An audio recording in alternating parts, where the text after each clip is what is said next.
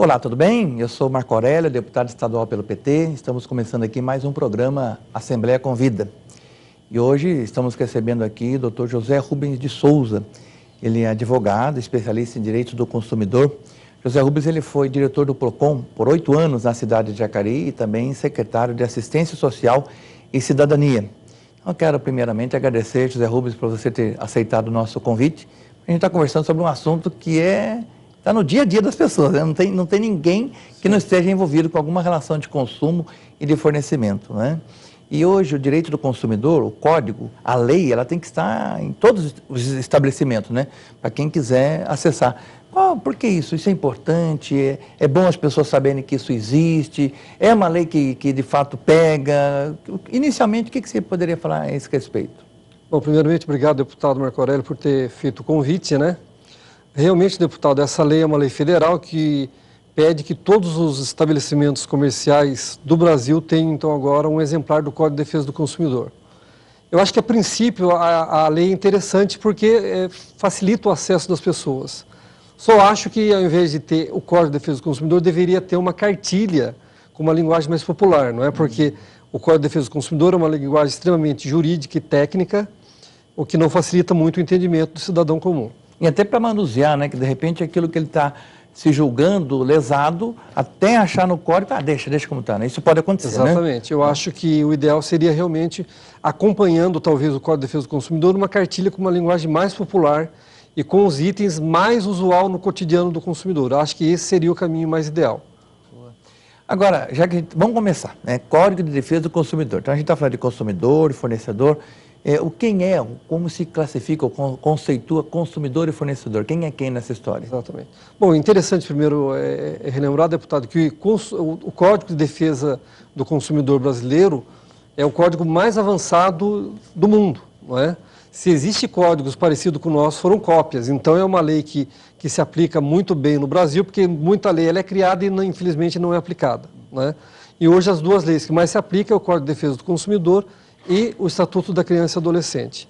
Agora, o que é consumidor e o que é fornecedor? Primeiro, é interessante lembrar que fornecedor é aquela pessoa física ou aquela pessoa jurídica que fornece produtos e serviços. Produtos são geladeiras, carros, sofá, televisão. Serviço é o serviço do médico, o serviço do advogado, o serviço da cabeleireira, o serviço do pedreiro, não é? Então, esse é o fornecedor. Agora, o consumidor somos todos nós. Inclusive, você pega desde o morador ou da pessoa que está na rua até o presidente da República, a presidenta da República, todos nós somos consumidores. Por isso que é uma lei muito importante, porque visa proteger todos os brasileiros, sem exceção de ninguém. Não tem ninguém, então, que não seja consumidor? No Brasil não tem ninguém. Inclusive os próprios fornecedores, e também são consumidores. Exatamente. Né? Por isso que é uma lei muito importante e de muita aplicabilidade, né? Agora, quando fala pessoa jurídica, né, a gente pensa numa loja constituída e tal, né? Ou um salão de beleza constituído. E aquelas, assim, o brechó, né?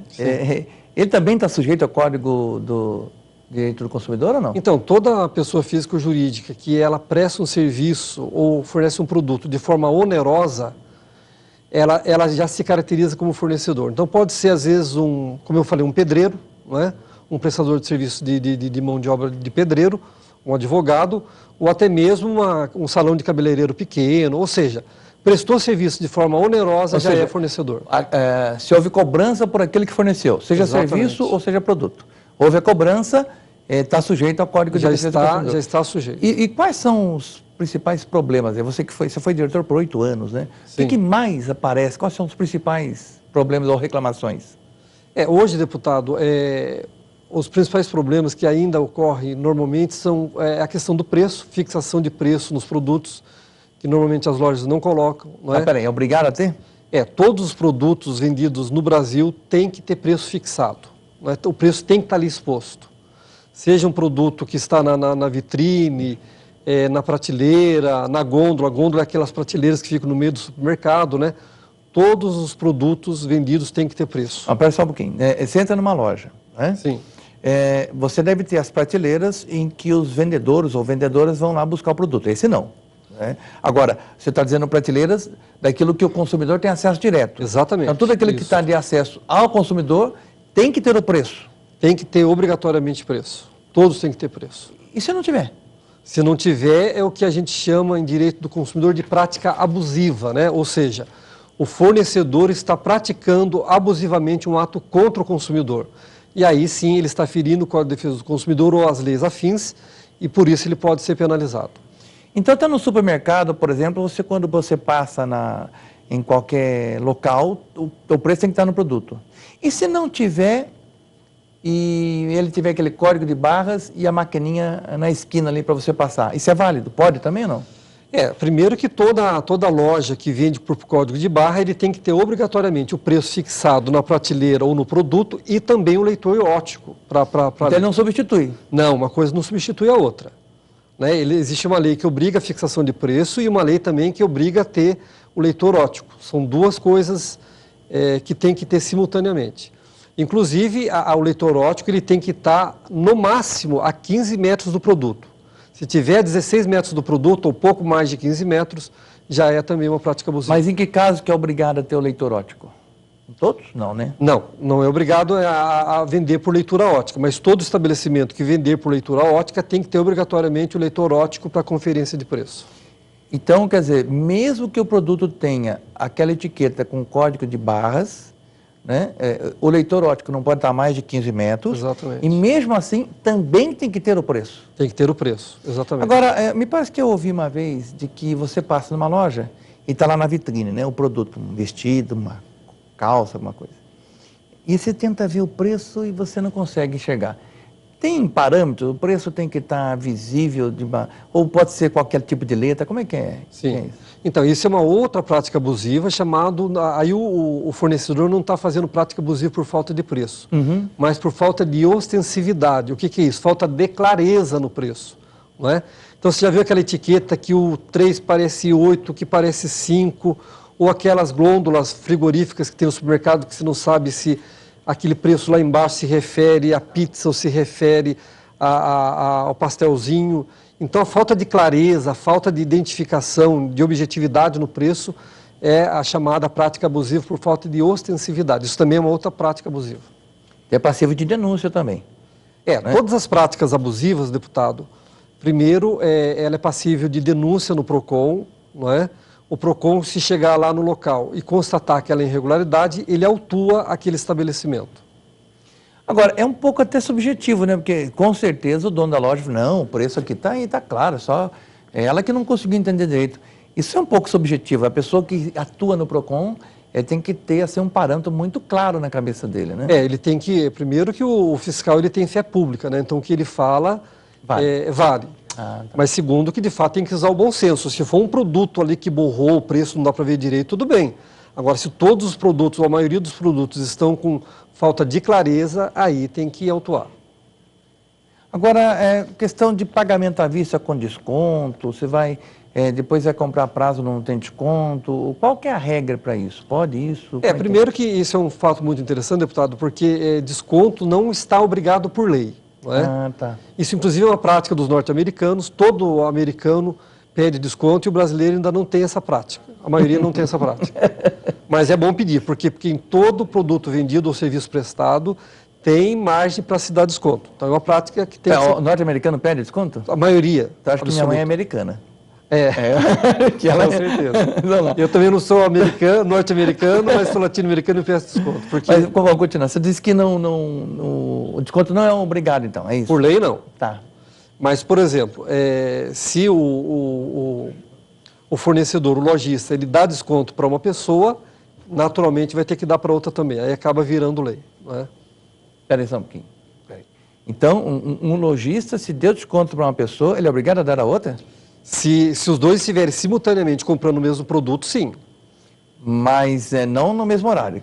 Não no mesmo horário, não no mesmo horário. Tá. Mas se chega 2 clientes, dá desconto para um, necessariamente vai ter que dar o desconto para o outro. E quem veio à noite comprar um outro horário, aí perde o desconto. Olha, eu não sabia, que interessante. Então, quer dizer, se nós dois tivermos uma loja, né? Tá lá um paletó lá, deu um desconto de 10% para você, se eu estou comprando o mesmo produto, eu tenho direito ao mesmo desconto que deu para você. Exatamente. Ou um desconto maior, né? E pode ser a questão de cartão de crédito não tem desconto? Como é que é? Então, o cartão de crédito, deputado, é um outro grande problema também, já que você citou aquela hora a questão dos grandes problemas. Qual que é o grande problema do cartão de crédito? é que normalmente o lojista não encara o cartão de crédito como vendo à vista, pagamento à vista, né, numa única parcela. E qual que é a vantagem do consumidor? Quando ele adquire aquele cartão de crédito e ele vai pagar depois de 40 dias na fatura, a vantagem dele é pagar à vista, não é? Está pagando à vista, então todas as vantagens do desconto dado no pagamento em dinheiro ou no pagamento em cheque tem que ser dado também no cartão de crédito e no cartão de débito. É obrigado? Sim, porque é pagamento à vista.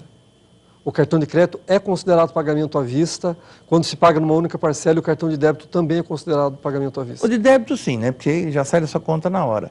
E o de crédito, mesmo que demore 30 dias para cair na tua fatura, o fornecedor, ele é obrigado a dar o mesmo desconto. O mesmo desconto, que quando dá no dinheiro. Eu acho que isso tem muita gente que não está cumprindo, né? Eu tenho uma experiência. Uma boa parte, sim. Quando a gente era diretor do Procon de Jacareí, a gente obrigou a maioria dos lojistas a cumprir essa norma, porque isso é uma grande vantagem para o consumidor, né? Então, a sua vantagem é ter um cartão, pagar à vista, mas, na verdade, você vai desembolsar aquilo depois de 40 dias, dependendo do dia que você compra o produto. E pode ter aquele negócio, olha, cartão de crédito só acima de tal valor. Impor limites, né? Não pode. Não pode impor limites para comprar, para venda mínima, por exemplo, só vendemos a partir de R$10 no cartão de crédito. Isso. E não pode impor também para limite máximo, ou até R$2.000. O limite máximo é o limite do próprio cartão, do cliente, tá. E limite mínimo não existe. Cheque, tem restrição? Existe restrição quanto ao uso de cheque? Vou dar um exemplo, né? Você vai pagar com cheque, a pessoa, aqui cheque só de cliente correntista mais de 2 anos no banco, né? Isso já aconteceu. E pode ter isso? Como é que é isso? Então, essa é uma outra prática abusiva muito comum no comércio, né? Não aceitar cartão de crédito de cliente que tem conta corrente recente. Normalmente eles põem um limite, só aceitando cheque de conta corrente aberta há mais de 6 meses. Normalmente é essa a norma que eles usam. Por que é uma prática abusiva? Porque quando você vai abrir uma conta corrente, você tem a sua vida financeira devassada, né? Fazem uma devassa. Consulta o SPC, o Serasa, o vizinho, o banco, a loja que você já teve conta. Então, você já passou por um processo de análise financeira, o que, em tese, te dá o dinheiro, te dá o crédito, te dá a garantia que você é um bom pagador. Mas a loja pode não vender com cheque? Olha, aqui só vendemos dinheiro e cartão. Isso pode? Pode. Ela tem essa liberdade, então? A loja não é obrigada a aceitar o cartão de crédito. Não é obrigado? Cheque. Não é obrigado. Agora, a partir do momento que aceita qualquer modalidade, não pode discriminar. Só aceita o cheque desse, não aceita o cheque daquele.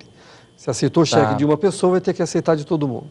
Agora, hoje, tem estabelecimentos que tem lá a venda com cartão, mas ele pode, por exemplo, vender cartão só débito. Isso pode, né? Pode também, pode, exatamente. Né? E, às vezes, a pessoa dança com isso, né? Porque ele vê lá o cartãozinho, vou pagar com o meu cartão de crédito. Mas, na verdade, só aceita débito. Isso existe, né? Isso acontece muito também. Existe hoje. Agora, e aquela questão antigamente você comprava ou na loja, ou pela internet, e falava, quando vai entregar meu produto? Entre quinta e sexta-feira da semana que vem. Aí você tinha que ficar na quinta, na sexta, de cedo, à tarde, à noite. Parece que teve mudança na lei nesse sentido, exatamente. Né? Em 2009 ou 2010 surgiu a lei da entrega, né? Ou seja, hoje quando você compra um produto, seja pela internet ou na loja, a loja é obrigada a dizer o dia que vai entregar o produto e é obrigado também a dizer o período, ou período da manhã, ou período da tarde, ou período da noite. Então, se as lojas não derem um documento dizendo isso, que vai entregar tal dia, ou no período da tarde, ou da manhã, ou da noite, está fazendo uma prática abusiva. Então, a loja é obrigada a fornecer esse documento? Exatamente. Que não precisa necessariamente ser uma nota fiscal, pode ser qualquer documento onde ela vai se comprometer a entregar em determinado dia e em determinado período. E se ela não fornecer, é prática abusiva, e se ela fornecer e não cumprir aquilo que ela prometeu, também é prática abusiva. Bom, eu imagino que assim, tem que ter um bom senso também. Eu imagino o seguinte, que eu comprei na loja, ele pegou meus dados de telefone e tal. Se acontecer algum problema, porque pode acontecer, uma entrega, a loja deve entrar em contato. Olha, eu tinha prometido a entrega para você amanhã cedo, mas não vai ser possível. Podemos agendar outra data? Acho que isso é aceitável, né? Ou não? Esse tipo de brecha, que inclusive seria o bom senso, isso não é previsto na lei. Se ela se comprometeu a entregar, ela vai ter que arrumar de qualquer maneira entregar, porque essa brecha ou essa exceção não está prevista na lei. Agora, se a loja entrou em contato e a pessoa aceitou, aí também... Assim mas aí ela vai ter que entrar no acordo ali, inclusive assinar um documento dizendo que ela abre mão de receber depois, né? Faça aquele problema e aquele acordo que ele fechou com o lojista. Ou que o telefonema seja gravado, pelo menos. Também, né? Para preservar, vamos falar um pouco também do lado da loja, né? Sim. Para preservar também, não abuso, né? Porque, sei lá, mas estou dizendo casos são muito específicos. Vou falar um pouco sobre garantia. Todo produto vendido, ele é obrigado a ter garantia? Como é que é isso?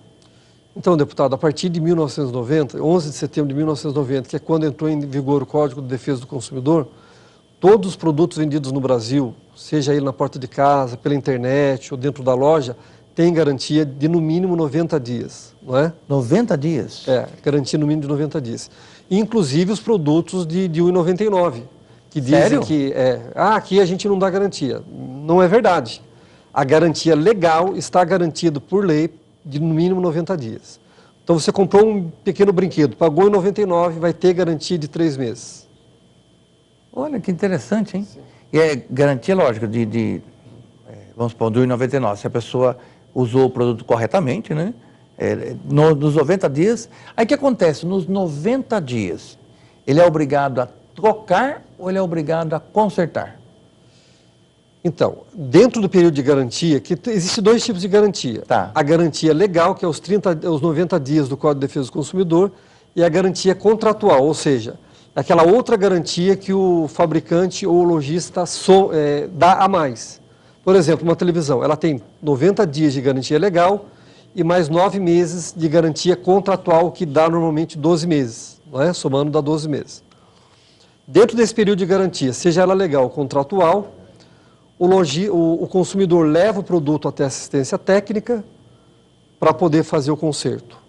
Agora, se durante os 30 dias que ficou na assistência técnica não consertou, aí sim o consumidor tem o direito ou de pedir o dinheiro de volta, corrigido, ou de trocar por outro produto novo, ou de pedir abatimento em parte do dinheiro pago.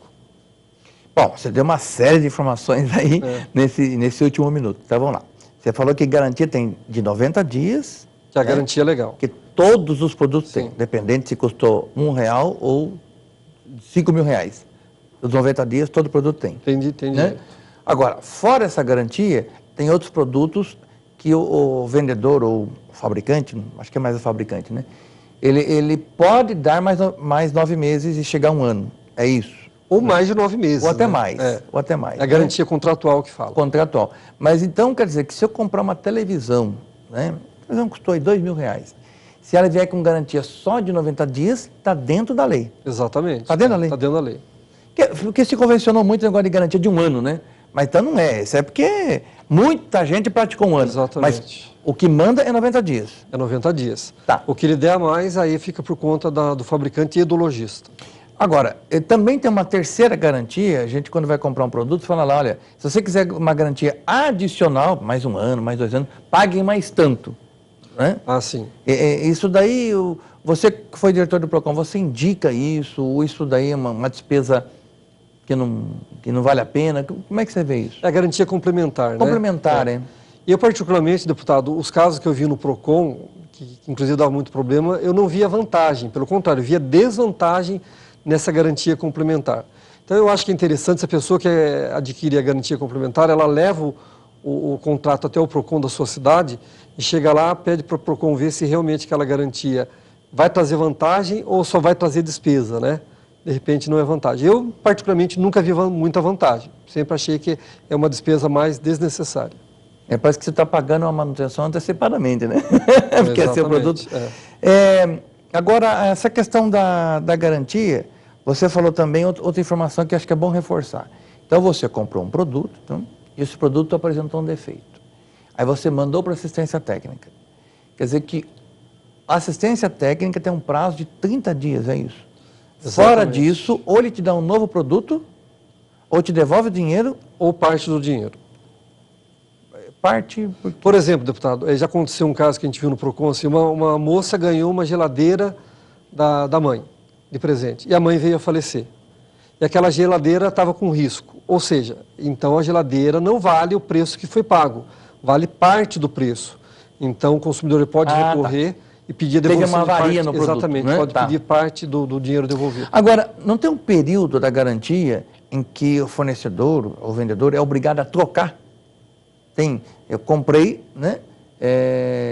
Tem algum período, às vezes o pessoal fala até tantos dias, troca, depois disso assistência técnica. Tem isso ou não? E isso se o fornecedor ou o lojista der esse período a mais. Ah, não é obrigado? Não, não é obrigado.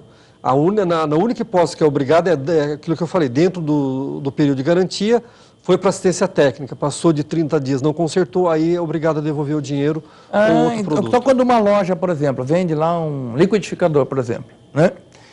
É muito comum escrever assim, olha, até 48 horas a gente troca o produto. Exatamente. Depois disso, manda para assistência técnica. Esse trocar em 48 horas é por conta da loja, não é obrigado por lei. Não é obrigado por lei. Mas a partir do momento que ele se compromete, vira lei. Né? Se ele se comprometeu a trocar em 48 horas ou 7 dias, aí vira lei, aí ele é obrigado a cumprir. E pode aquele negócio de loja, você vai lá na loja na sexta-feira ou na quinta, está escrito, não trocamos mercadoria no sábado. Isso pode? Pode, porque é uma condição da loja. Ele pode condicionar a venda do produto ou a troca do produto. Ele pode falar, eu não vendo dia de sábado, como, por exemplo, determinada religião faz. Não, né? Não, nesse caso, não troca dia de sábado. É o mesmo caso. Pode. Ele pode condicionar a não troca no dia de sábado ou dia de domingo, que seja. Entendi.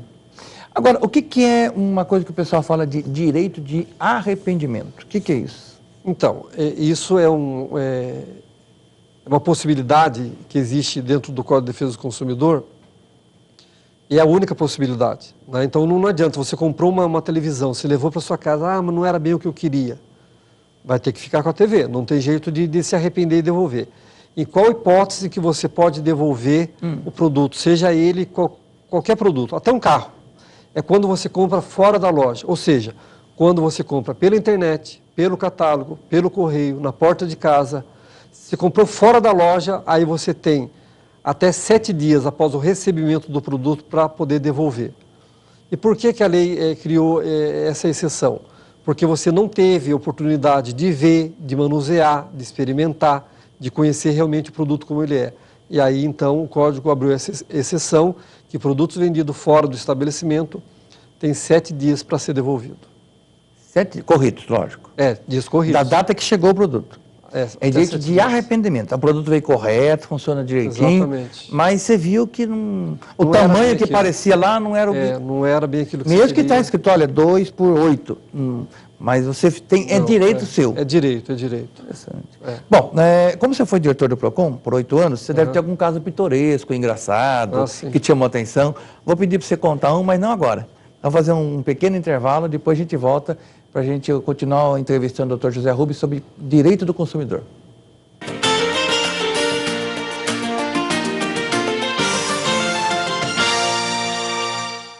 Voltamos a apresentar o programa Assembleia Convida, hoje aqui recebendo o advogado especialista em direito do consumidor, Dr. José Rubens de Souza. E no bloco anterior nós encerramos pedindo para que você lembrasse aí algum caso pitoresco, engraçado, porque você foi diretor do PROCON por 8 anos na cidade de Jacareí, né? E qual o caso que mais te chamou atenção, pitoresco, foi engraçado ou inusitado? Deputado, na verdade foi de uma senhora que foi reclamar de um caixão, né, do marido dela. Ela chegou lá dizendo, primeiro para os atendentes que não conseguiram compreender a história dela, ela dizia que ela tinha um plano funerário e o caixão que mandaram não era o que ela tinha combinado, o que ela tinha contratado. E aí ninguém entendia. Aí eu fui atendê-la pessoalmente e falei, qual que é o problema da senhora? Ela falou, o caixão que eu combinei, mandaram um caixão de pano ou de plástico e eu tinha contratado uma urna funerária. Aí eu falei, bom, de fato está errado. Mas quanto tempo que seu marido morreu? Não, mas meu marido não morreu. Eu falei, mas como não morreu? Não, cortou a perna dele e foi enterrado na urna pequena. Aliás, eu na época sabia que órgãos grandes são enterrados em urnas, né? Em caixões.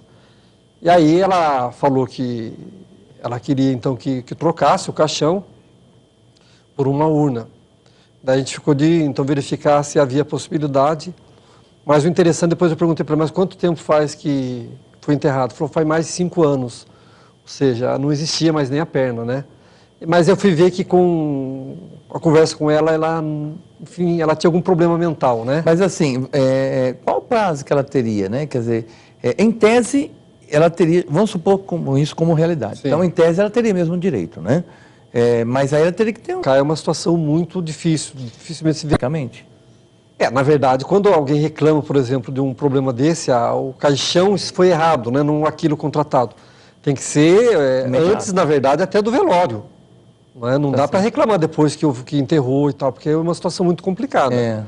Aí o que cabe depois é danos materiais e morais, mas pedir para trocar é uma situação muito difícil, dificilmente se viabilizaria. Você fala bem, agora de danos materiais e morais, né? Eu acho que é legal a gente esclarecer nesse programa de que, às vezes, as pessoas pensam assim que tem que contratar um advogado para ir no PROCON. A pessoa comprou um carro usado, né? E aí tem aquela questão de, nós garantimos o motor e o câmbio, né? Isso é muito comum. Como é que é isso? Então, deputado, na verdade, até é interessante ressaltar o seguinte. Por que a garantia do Código do Consumidor se refere somente a carro usado de lojista, não é? E não de pessoa particular ou qualquer outro representante? Então, ele tem uma assistência gratuita fornecida pelos PROCONs aqui do Estado de São Paulo e do Brasil, né? Bom, carro.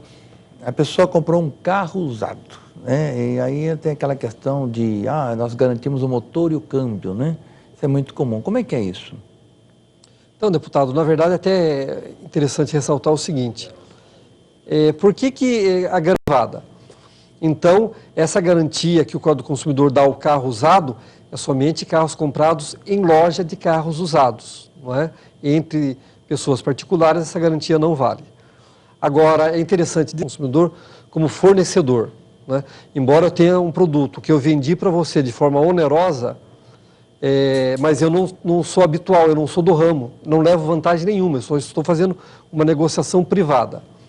Então, essa garantia que o Código do Consumidor dá ao carro usado é somente carros comprados em loja de carros usados, não é? Entre pessoas particulares, essa garantia não vale. Agora, é interessante dizer que a garantia é para o carro todo e não só para motor e câmbio, não é? Mesmo o carro sendo usado, a garantia ali vai prevalecer sobre o carro inteiro. Então vai prevalecer sobre a lataria, sobre a parte elétrica, sobre o estofamento, sobre a suspensão, sobre os amortecedores, enfim, o carro inteiro. Por quê? Porque você não comprou só o motor e câmbio, não é? Você comprou o carro inteiro, pneus. Eu nunca vi até agora alguém andar só no motor e no câmbio. Você anda no carro inteiro. Então a garantia ela é total sobre o carro.